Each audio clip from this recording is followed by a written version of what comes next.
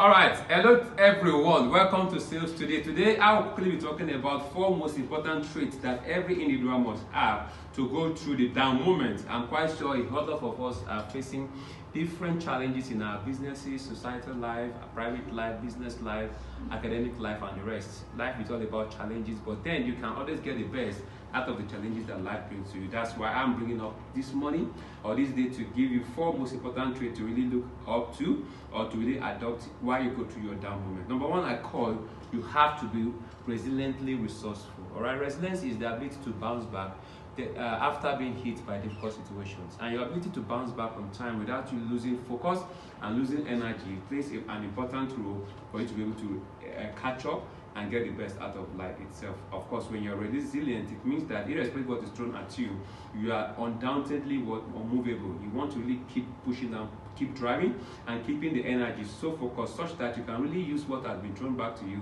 and be resourceful about it to bring out something more positive. Secondly, our call is being positive, to have a positive mindset. All right, and that has to do with the fact that you being positive at all time and focus on the solution.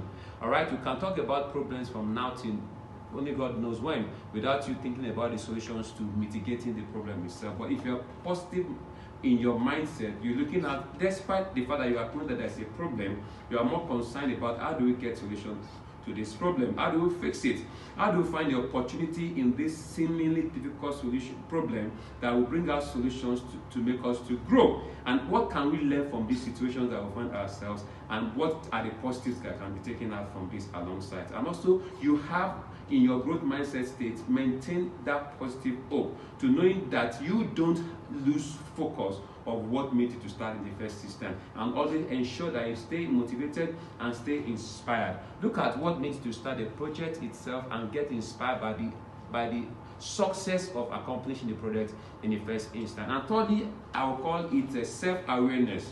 All right, you need to understand your state itself. You need to understand and recognize your thought pattern. All right, so while you're in that very difficult situations, what are your thought pattern itself? What are you thinking? Because if you don't monitor your thought process itself, it can lead to depression, and that will make you to be even less productive. So while you pass through those setbacks, you need to be very careful about your thought pattern as well. Identify areas of improvement. So even if you find that, okay, this has been hit back at me, what area can I even improve? All right, identify the micro economy or the micro environment, and also the macro environment, the one that you can change because it is within your capacity to be able to control, and the one that you cannot change because it's a bigger situation itself. Like for example, the increase in fuel prices, electricity and data itself. That is macro.